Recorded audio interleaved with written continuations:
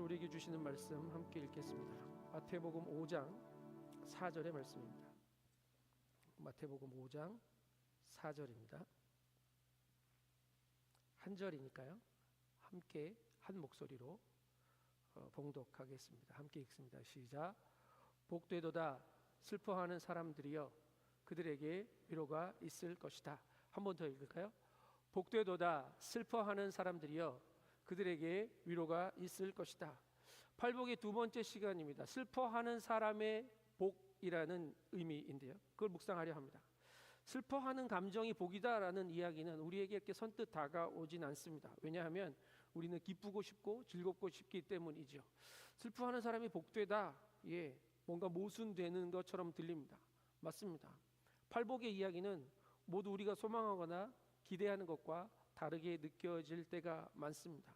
그렇게 느낀다면 잘 느끼신 겁니다. 왜냐하면 예수님이 말씀하신 이 복은 세상을 거꾸로 살아가는 복이기 때문에 그렇습니다. 세상이 사는 법이 아니고 예수의 사람들이, 성도가 하나님의 나라를 사는 방법이기 때문에 세상 방법과는 같지 않습니다.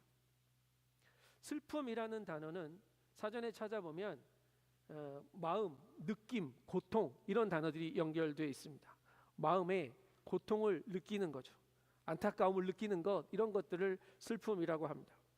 개역개정 성경은 애통하는 자는 복이 있다라고 번역했죠. 슬퍼하며 울부짖는 모습이 애통입니다. 헬라어에는 슬픔이라는 것을 의미하는 단어가 9개가 되는데 그 단어 중에 가장 큰 슬픔, 가장 깊은 슬픔을 의미하는 단어가 오늘 성경에 쓰인 슬픔이라는 단어입니다. 그래서 그 의미를 그대로 해석해 보면 심히 근심하며 고통하며 슬퍼하는 자는 복이 있다, 이렇게 번역이 가능합니다. 너무 세죠. 정채봉 시인이라고 짧고 간결한 그리고 인사이트 있는 시를 지으시는 시인이 계십니다. 그분이 슬픔 없는 사람이 어디 있으랴 백두산 천지에서 라는 이 제목의 시를 지었습니다. 시 짧습니다. 읽어드릴게요. 아, 이렇게 웅장한 산도 이렇게 큰 눈물샘을 안고 있다는 것을 이제야 알았습니다. 끝입니다. 백두산 천지가 시인에게는 눈물샘으로 보여졌나 봅니다. 그분이 캐나다 오셨으면 도처가 눈물샘이었을 텐데.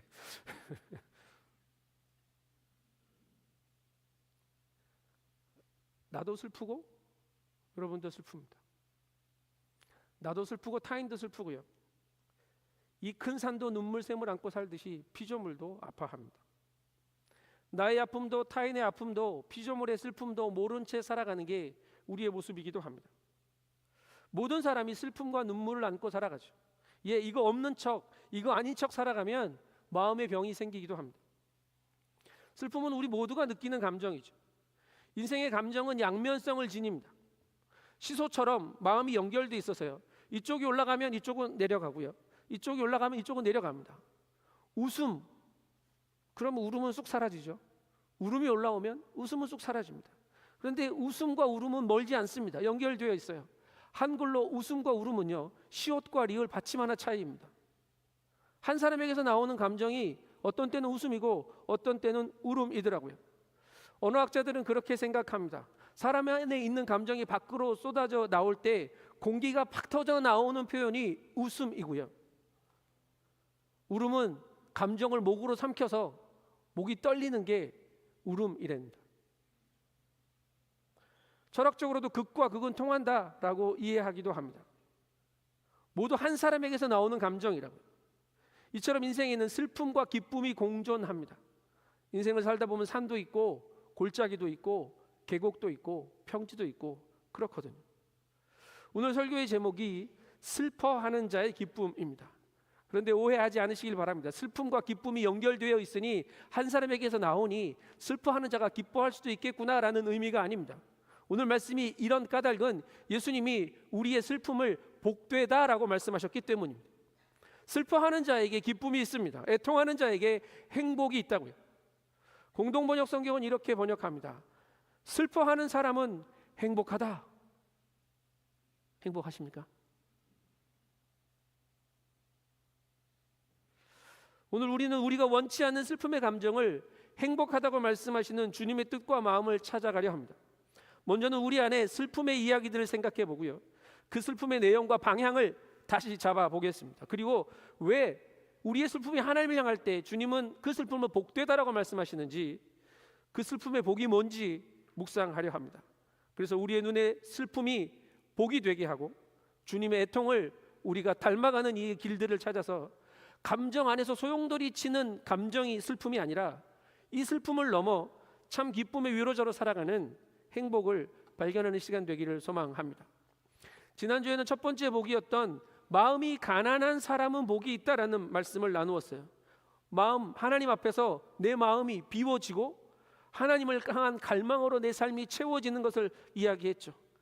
마음이 가난한 자에게서 나오는 것, 전적인 하나님을 향한 의지와 하나님만이 전부라고 이야기하는 이 절절한 갈망입니다. 그런데 이 과정에서 무엇을 깨닫게 되냐면 내가 죄인이라는 사실을 깨달아 알게 되는 거죠. 내 마음을 비우고 주님을 보았더니 내세울 만한 게 하나도 없구나. 뭐 좀 된 것처럼 생각하고 뭐 좀 있는 것처럼 살았는데 성령의 도우심으로 내 눈에 비늘이 벗겨지고 나서 보니 나의 교만은 무너지고 나의 무너진 이 처절한 실상을 보게 되니 마음이 애통이 일어나는 겁니다. 그렇게 발견된 내 안의 헛것들이 배설물처럼 버려지게 될 거고요.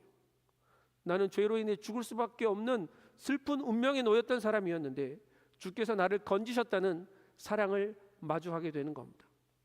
그래서 슬픈 겁니다. 여전히 내 안에 남아있는 죄 때문에 슬프기도 하고요, 그런 나를 건져주신 주님을 보는 것이 슬프기도 합니다. 마음이 가난한 사람, 애통하는 사람은 다른 사람이 아닙니다. 한 사람입니다.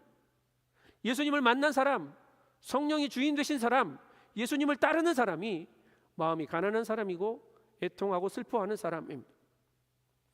사람의 감정을 함부로 평가할 수는 없겠죠. 너는 감정이 왜 이 모양이냐 이렇게 말할 수는 없습니다. 그런데 우리의 슬픔의 내용들을 들여다볼 필요는 있습니다. 내 욕망과 내 욕심을 만족시키지 못해서 끓어오르는 짜증 섞인 눈물도 있더라고요. 화와 분노의 눈물도 있죠. 때로는 나의 죄의 결과에 따라 찾아오는 책임감을 통감하는 그런 눈물도 있습니다. 그런 슬픔도 있더라고요. 그런데 대부분 이러한 감정에서 시작되는 슬픔들은 우리의 마음을 집어삼킬 듯이 뒤흔들 때가 많습니다. 그리고 감정을 주체하지 못해서 그 감정에서 헤어나오지 못하는 경우들도 왕왕 발견하게 되죠. 다른 사람 이야기가 아니고 제 이야기고 여러분 이야기입니다. 그런데 나를 다시 일으켜 세우는 슬픔도 있습니다. 고린도후서 7장 10절의 말씀을 함께 읽어보겠습니다. 고린도후서 7장 10절입니다. 시작. 하나님의 뜻대로 하는 근심은 구원에 이르는 회개를 가져오므로 후회할 것이 없습니다. 그러나 세상 근심은 죽음을 가져옵니다. 같은 근심처럼 보여요. 그리고 그 근심이 결과가 슬픔인 것처럼 보이는데 아닙니다. 내가 1만 달란트 빚진 자라는 사실을 깨달아 아는 근심이 있습니다. 내 속에 죄가 거하고 있음을 알아서 오호라 나는 곤고한 사람입니다. 이 사망의 몸에서 누가 나를 건져낼 수 있겠습니까? 라고 주님을 찾는 이 갈망의 슬픔이 있더라고요. 우리 안의 슬픔은 무엇으로 가득 차 있습니까? 함석헌 선생님이 이런 말씀을 하셨습니다. 눈에 눈물이 고이면 그 렌즈를 통해 하늘나라가 보인다. 여러분, 우리 눈에 슬픔의 눈물이 고이면 그 렌즈를 통해 하나님을 볼 수 있게 됩니다. 우리에게 하나님을 보기 위한 눈물이 필요하다고요. 무너진 내 영적인 상태, 여전히 죄 가운데 있는 나의 약함과 이 악함이 주님 앞에 통회하는 눈물로 씻겨 내려져 가야 합니다. 주님을 3번이나 모른다고 부인했던 베드로가 가야바의 뜰에서 예수님과 눈이 마주쳤을 때 자신의 처절한 한계를 느끼며 통곡했던 그 눈물이 우리에게 있어야 한다고요. 때론 이해되지 않고 억울하지만 미친 채 하며 침을 흘리며 도망 나오는 중에도 주님이 나를 이곳에서 건져내시는구나 라고 노래하며 나의 수치와 부끄러움을, 억울함을 넘어서는 찬송과 감격의 노래를 불렀던 다윗의 눈물이 우리에게 있어야 합니다. 죄인 중에 괴수인 나를 그럼에도 사랑하셔서 용납하시기 위해 직접 찾아오신 주님을 만났던 바울의 눈물이 우리에게 있어야 한다. 이 모든 눈물은 하나님 앞에서 흘리는 눈물입니다. 우리의 슬픔은 하나님을 향한 애통이어야 합니다. 내 마음에 머무르는 슬픔이 아니고 주님을 향하는 슬픔이 되어야 합니다. 우리는 다윗의 회개의 눈물을 기억합니다. 밧세바를 범했지요. 나단 선지자가 와서 책망할 때 그는 왕좌 뒤로 숨지 않았습니다. 네가 뭔데 나한테 와서 뭐라고 하느냐, 내가 왕이다 라고 말하지 않았지요. 그 자리에서 무릎 꿇고 하나님께 회개하며 자복하고 기도했습니다. 그의 회개는 일회성 회개가 아니었습니다. 다윗의 시편을 보면 이런 기도들이 계속 반복이 돼요. 나의 눈물로 내 침상을 띄웁니다. 눈물을 도대체 얼마나 흘리면 침대가 떠오를 만큼 흘렸다고 고백할 수 있습니까? 단순히 자신의 죄를 아이고 내 잘못했네요 라고 말하는 고백이 아닙니다. 인정이 아니고 하나님과의 관계가 단절된 것에 대한 영적인 통곡이 다윗에게는 있었습니다. 주님, 나를 주님 앞에서 멀리하지 마시고 주의 성령을, 주의 영을 나에게서 거두어 가지 마십시오. 이게 그가 밤마다 드렸던 기도일 겁니다. 탄식입니다. 우리는 이 슬픔과 애통의 감정을 통해 하나님을 마주합니다. 마주해야 합니다. 근데 더 놀라운 사실은 주님이 먼저 우리의 슬픔 가운데로 찾아오신다는 사실입니다. 내가 나의 내면의 슬픔을 마주하고 이 슬픔을 어떻게 잘 예쁘게 만들어서 이거 가지고 주님께 나가야겠다라고 생각하며 사는 것 같은데 아니에요. 주님이 먼저 그 자리에 찾아오신다고요. 그곳에서 내가 주님을 만날 뿐입니다. 우리의 형편을 아시는 주님이기 때문이죠. 슬픔 안에서 주님을 발견하기 위해 내가 애쓰는 게 아니고 그곳에 이미 와 계신 주님을 마주하면 됩니다. 하나님이 우리를 늘 주목하고 늘 바라보고 계시기 때문이에요. 성경을 읽다 보면 하나님의 천사가 사람들을 찾아오는 장면들을 읽으실 때가 있죠. 창세기에 첫 번째 그런 사건이 나타납니다. 누구를 찾아오신 게 첫 번째일 것 같습니까?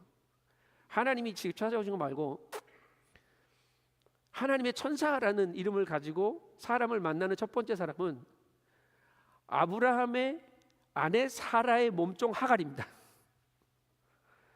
주님이 하갈을 찾아오십니다. 주의 천사가. 아브라함이 애를 낳지 못하자 사레가 몸종 하갈을 통해 애를 낳으라고 이렇게 하죠. 근데 임신을 덜컥 했네요. 예. 그러자 하갈이 주인인 사라를 멸시합니다. 그 집안에 난리가 났습니다. 아브라함이 꼼짝달싹 못하게 생겼고 사라는 화가 이 머리끝까지 차 있고 결국 하갈을 학대하자 하갈은 사라를 피해 도망 나갑니다. 그때 여호와의 사자가 하갈을 찾아옵니다. 이 창세기 16장 11절 말씀인데요. 같이 한번 읽어보겠습니다. 시작. 여호와의 천사가 하갈에게 말했습니다. 그 이름을 이스마엘이라 하여라. 여호와께서 내 고난을 들으셨기 때문이다. 하나님이 하갈의 고통을 들으셨습니다. 여호와의 천사가 아들의 이름을 주어주는데 이 이름이 이스마엘이에요. 그 이름의 뜻이 하나님이 들으시다라는 뜻입니다. 여러분, 하나님이 우리의 고통을 들으십니다. 그래서 하갈은 다시 주인 집으로 돌아갔습니다. 그리고 애를 낳았죠. 그런데 시간이 지나자 사라도 91살이 되어서 이삭을 낳습니다. 근데 같이 자랐는데 이삭과 이스마엘이 나이 차가 나니까 이스마엘이 이삭을 놀려요. 이걸 본 또 사라의 눈이 뒤집혔습니다. 그리고 하갈의 모녀를, 이스마엘과 하갈을 사라가 이제 내쫓습니다. 더 이상 자식이 더 필요하지 않으니 내쫓아 버립니다. 아브라함은 뭐 했을까요? 떡 한 덩이와 물 한 부대를 챙겨줍니다. 그리고 가서 살아라 라고 내보냅니다. 광야로 쫓겨났는데 물 한 가죽 부대가 얼마를 버티겠습니까? 머지않아 물은 바닥났고 죽게 생겼습니다. 하갈이 이스마엘을 이쪽에다 놓고 한바탕 거리를 떨어져서 통곡을 하고 옵니다. 그때 여호와의 천사가 또 찾아와서 말합니다. 하갈아, 너에게 무슨 일이 있느냐? 하나님께서 저기 있는 저 아이의 소리를 들으셨으니 두려워하지 마라 라고 말씀하십니다. 여러분, 하나님이 우리의 울음소리를 들으십니다. 하나님이 우리의 자녀의 탄식을 들으십니다. 하갈은 여호와의 사자를 만났던 16장의 샘을 부엘라 헤로이라고 이름합니다. 이 샘의 이름의 뜻은 그렇습니다. 나를 살피시는 살아계신 이의 우물입니다. 하갈은 눈물이 날 때마다, 샘으로 물을 들어갈 때마다 나를 살피시는 살아계신 이의 우물을 마주했을 겁니다. 아니, 그가 엎드려 울 때마다 그 앞에 나를 살피시는 주님을 만나는 셈이 터졌을 거라고 믿습니다. 여러분, 주님은 우리의 눈물을 들으십니다. 보시고 살피신다고. 내 마음도 슬픔도 다 아십니다. 그런데 우리의 슬픔이 하나님을 향할 때 우리의 애통의 시간을 통해 나의 슬픔과 탄식의 자리에 먼저 찾아오시는 주님도 만나게 하십니다. 사랑하는 밴쿠버 가족 여러분, 우리의 탄식이 주님을 향하길 바라고요. 우리의 슬픔 가운데 먼저 찾아오신 주님을 만나는 은혜가 있기를 축복합니다.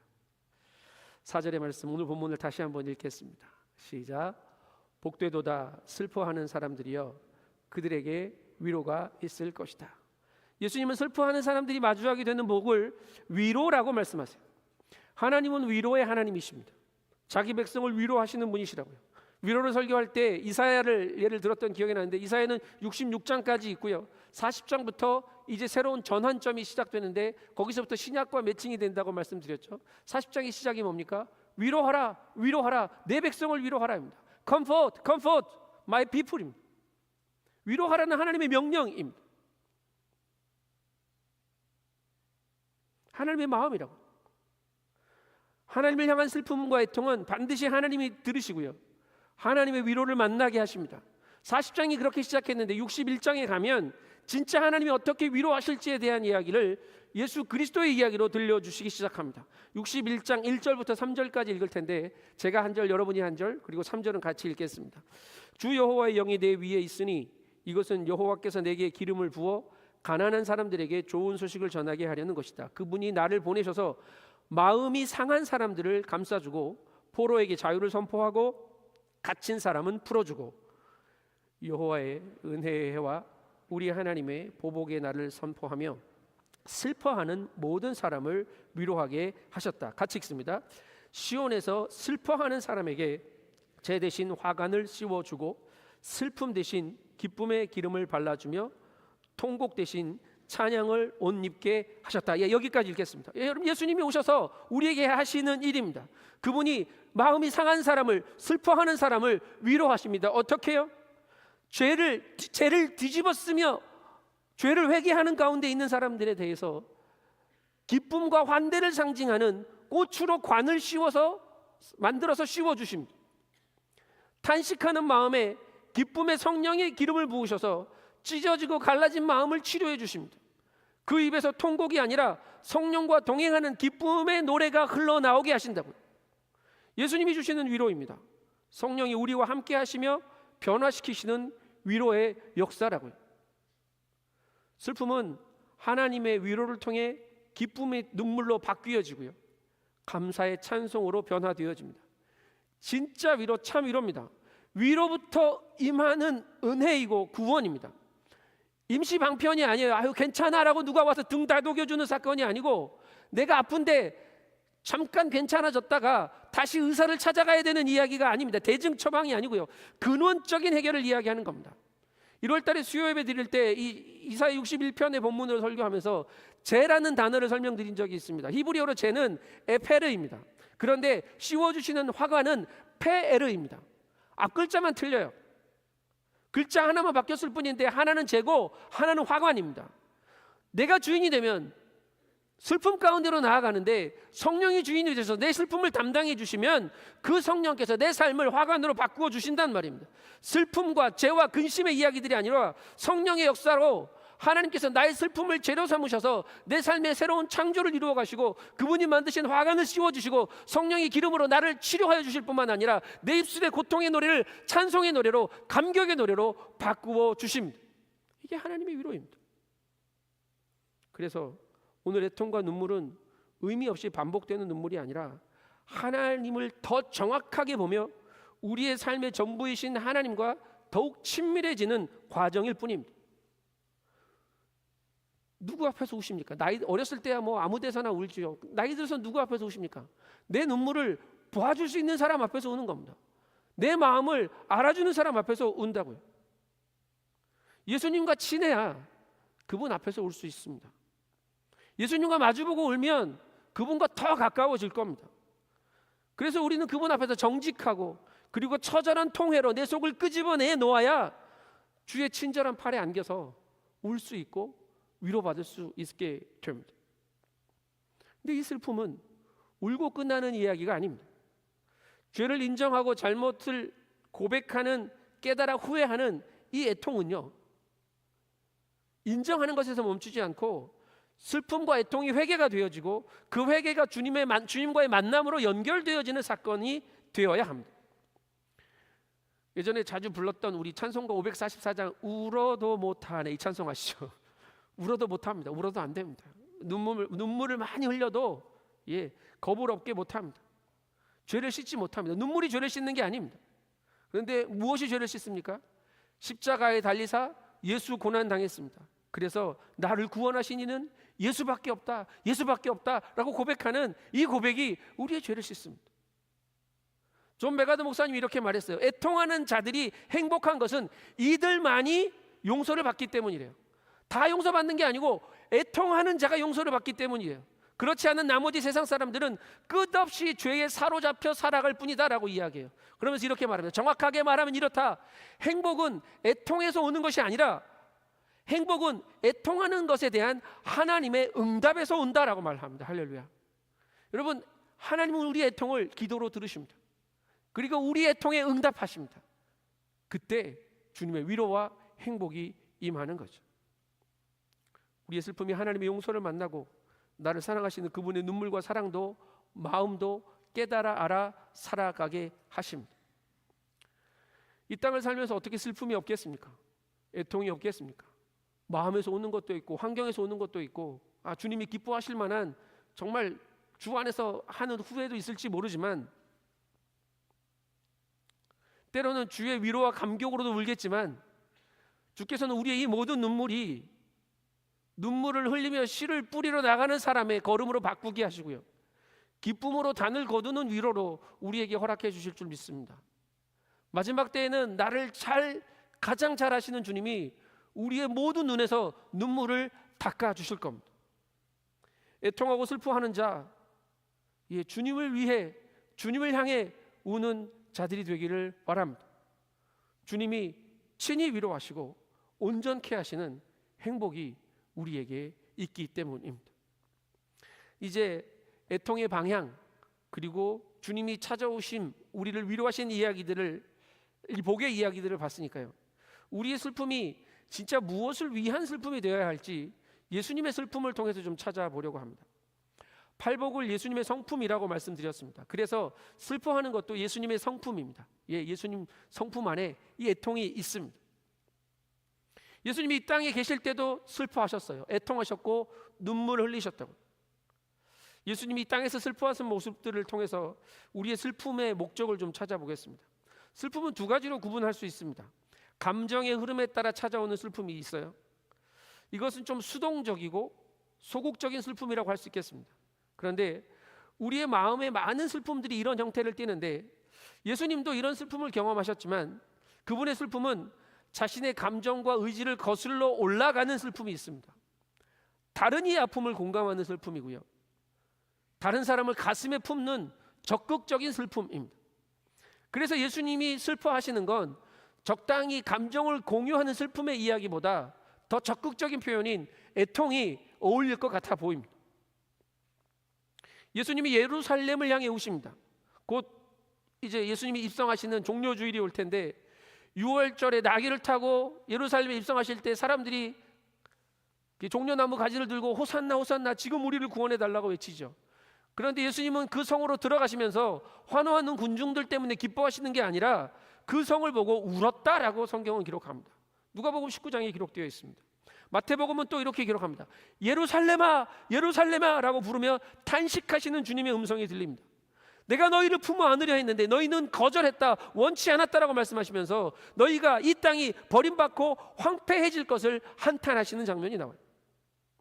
애통의 방향은 하나님을 향하는 게 맞습니다. 그런데 오늘 성경이 하셨던 예수님의 탄식, 애통의 대상이 세상이었던 것처럼 우리의 애통의 내용은 세상이 하나님을 상실한 것에 대한 애통이어야 합니다. 나의 슬픔에 매여 있지 않고 세상을 아파할 수 있는 그 애통이 우리에게 있어야 한다. 세상은 죄로 인해서 하나님을 떠났습니다. 불의, 가난, 핍박, 전쟁, 압제 가득합니다. 포악해진 세상에 무너진 세상들을 우리는 자주 보게 됩니다. 세상은 죄에 대해서 무뎌져 있죠. 편하게 죄를 범합니다. 편하게 죄를 범한다는 말은 뭡니까? 그만큼 하나님을 의식하지 않게 되었다는 뜻입니다. 여러분 혹시 지난주에 편하게 죄 짓고 아무렇지도 않게 여기 와 계시진 않습니까? 지난주 저와 여러분의 삶에 하나님을 의식함이 없었다는 이야기입니다.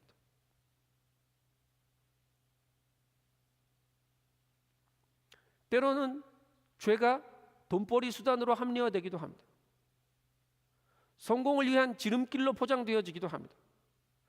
그래서 나에게 뭐가 채워지면, 내가 성공하면 이것을 하나님의 은혜로 포장하고, 하나님이 은혜 주셔서 내가 성공했고 내가 이만큼 살게 되었다고 간증을 하기도 합니다.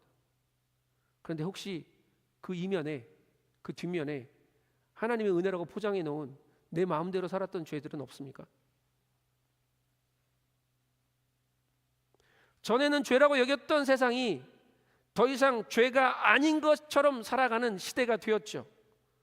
그런데 세상이 그렇다고 누구도 이 죄의 문제를 슬퍼하지 않는다면 그게 더 문제 아니겠습니까? 여러분, 그리스도인은 시절을 따라 변하는 세상의 법을 살아가는 사람들이 아니라 하나님의 말씀이 기준이 되어 사는 사람들입니다. 하나님의 백성이라고요. 그래서 우리가 깨어 있어야 합니다. 깨어 죄가 무엇인지 정확하게 보고 이 땅을 위해 애통해하며 눈물 흘리고 함께 살아가는 이 땅의 죄를 우리가 대신하여 자복하고 죽게 하려며 우리의 눈물을 통해 하나님의 공의가 이 땅에 흐를 수 있게 해주는 게 그리스도인의 삶의 방법이 되어야 한다고. 죄에 대한 애통은 죄를 미워하며 멀리하는 것으로 끝날 수는 없습니다. 죄인을 긍휼히 여기는 예수님의 마음을 닮아야 한다고요. 때로는 우리는 죄를 분별하는 데는 익숙하지만 죄인들을 품어 안는 주님의 마음을 담는 데는 게으르다고요. 죄로 인해 무너진 세상의 정의를 다시 세우기 위해 애통해야 합니다. 죄를 알지 못하고 사망을 향해 달려가는 세상을 위해, 죄인들을 위해 애통해야 한다고. 이 눈물이 아직 우리에게 있습니까? 주님의 슬픔이 우리 안에 담겨서 우리의 모습이 주님을 닮아가지 못하면요, 분리주의자였던 바리새인들 그 이상도 그 이하도 아닙니다. 그냥 종교인일 뿐입니다. 그리스도의 백성된 우리는 죄에 동참하지 말아야 합니다. 뭐가 죄입니까? 동성애, 음란, 투기, 시기와 분냄, 분열, 술 취함, 탐욕, 다 성경이 말하는 죄입니다.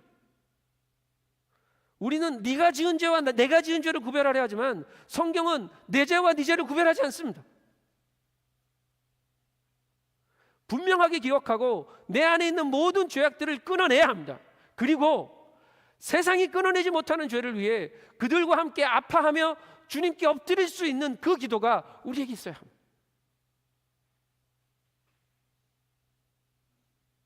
죄에 늪에 빠져가는 사람들을 위한 애통한 부르짖음 말입니다. 두 번째로 예수님이 눈물을 보이신 자리가 또 있는데요, 요한복음 11장에서 나사로의 무덤 앞에서 우셨습니다. 나사로가 죽었다고 슬퍼하는 마리아와 유대인들이 우는 것을 보시고 심령이 비통해 하시며 불쌍히 여기사 눈물을 흘리셨다고 성경은 기록합니다. 성경은 예수님의 눈물의 의미를 구체적으로 기록해 놓지 않습니다. 그래서 신학자들은 이게 죽음을 슬퍼하는 거냐, 아니면 이게 예수님이 다시 살리실 것이라는 것을 깨닫지 못하는 것을 안타까워하시는 거냐, 여러 가지로 이야기하긴 하는데요, 기록해 놓지 않는 우리가 굳이 찾아서 발견할 필요는 없는데 분명한 게 하나 있습니다. 그게 뭐냐면 우리 주님은 눈물 흘리는 사람들 옆에서 같이 울어주셨다는 사실입니다. 이건 논란의 여지가 없습니다. 예수님은 친구의 아픔을, 이웃의 고통을 아시는 분이십니다. 그리고 그들의 삶의 자리로 들어가셔서 그 아픔 속에서 하나님의 뜻도 이루시고 하나님의 영광도 나타내시는 분이시라고. 우리도 삶을 살아가다 보면 공동체 안에서도, 가족 중에서도, 일터에서도 누군가의 아픔을 전해 들을 때가 있습니다. 슬픔의 소식을 접하죠. 그리고 그를 위로하기 위해 노력하기도 합니다. 그런데 여러분, 우리의 위로가, 우리의 슬픔이, 우리의 공감이 이기적이지 않기를 바랍니다. 나의 욕망을 채우려는 억울함과 분함의 눈물이 아니었으면 좋겠습니다. 누군가를 귀히 여기고 남을 배려하며 이웃의 아픔에 함께 눈물 흘려줄 수 있는 주님의 눈물이 우리 안에 회복되었으면 좋겠습니다. 이 눈물에는 계산이 없습니다. 이 눈물에는 나의 유익이 없다고요. 우리 주님은 이웃의 아픔을 외면하시는 분이 아니십니다. 주님을 닮은 눈물이 저와 여러분에게 회복되기를 소망합니다. 히브리서에 나타난 예수님의 또 다른 눈물을 생각하면서 오늘 말씀을 좀 정리하려 합니다. 주님의 세 번째 눈물이기도 하고요, 우리가 앞으로 흘려야 될 눈물이기도 합니다. 히브리서 5장 7절과 8절의 말씀을 같이 읽겠습니다. 시작. 예수께서 육체 가운데 계실 때 자신을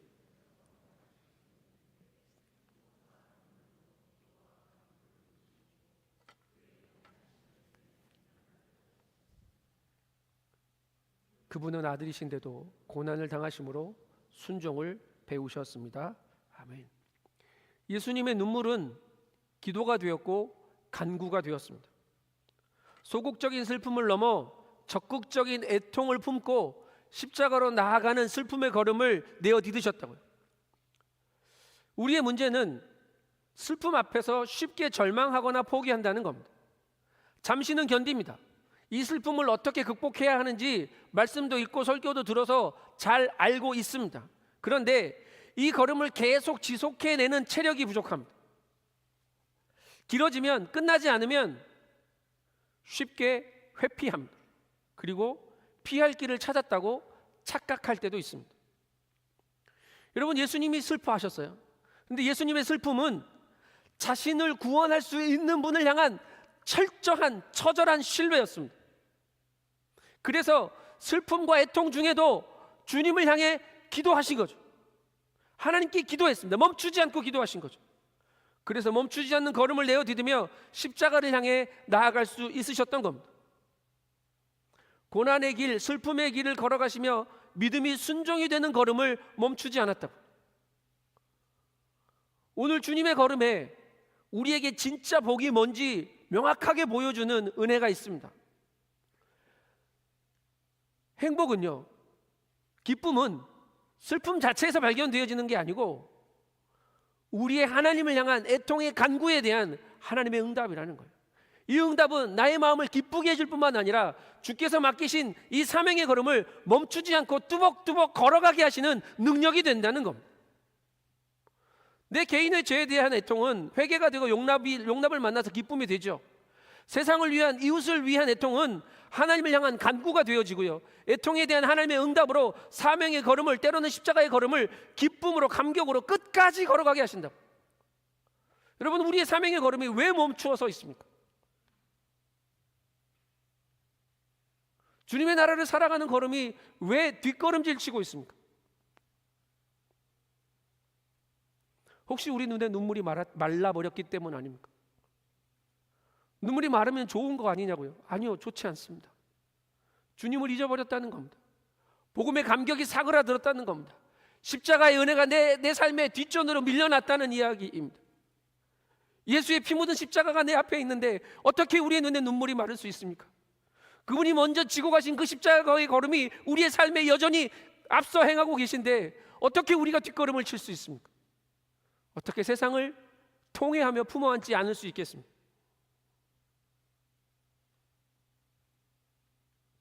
회개하지 못했던 우리의 마음이 주님을 향한 슬픔으로 회복되어지기를 바랍니다. 회개의 섬이 터지고 그 자리에 생수의 강이 터져서 기쁨의 강물을 살아내는 은혜가 있기를 바랍니다. 세상을 품고 애통하며 흘리는 눈물이 마르지 않았으면 좋겠습니다. 이기적인 눈물 내려놓고 이제 공동체를 위해, 아파하는 사람을 위해, 죄 가운데 헤매는 사람들을 위해 같이 울어줄 수 있는 그 눈물이 우리 안에 회복되게 합시다. 애통하는, 슬퍼하는 천국 백성 되자는 말입니다. 그렇게 우리가 울면 매일 주님이 우리의 눈물을 위로하시고 우리의 모든 삶의 자리를 하나님 나라 되게 하실 겁니다. 슬퍼하는 자에게 하나님의 은혜가 임했습니다. 애통하는 우리의 죄의 짐을 벗겨내실 겁니다. 그래서 날마다 주님과 함께 세상을 품에 안고 애통하며 주님 앞에 엎드려 간구하는 우리의 모든 삶을 주께서 위로하시고 슬픔 많은 이 세상이 천국으로 변하는 은혜를 허락하실 줄 믿습니다. 사랑하는 밴쿠버 온누리 가족 여러분, 날씨가 너무 좋습니다. 봄이 온 것 같은 착각이 듭니다. 주말엔 또 비 온다 그러긴 하는데 그래도 봄입니다. 다가오는 봄이 그냥 찬란한 태양을 마주하는 기쁨으로 끝나지 말고요, 주님의 슬픔을 채우며 기도하며 찬송하며 주님과 함께 지나는 눈물 골짜기 되길 바랍니다. 나는 울면서 지나갔는데 그게 아니라 주님이 내가 밟는 모든 자리를 기쁨의 나라, 꽃이 피는 찬란한 봄의 시간으로 바꾸어주는 은혜를 살게 되시기를 주님의 이름으로 축복합니다. 그 시간이 우리의 사순절이고 우리의 봄이 되게 하실 겁니다. 기도하겠습니다.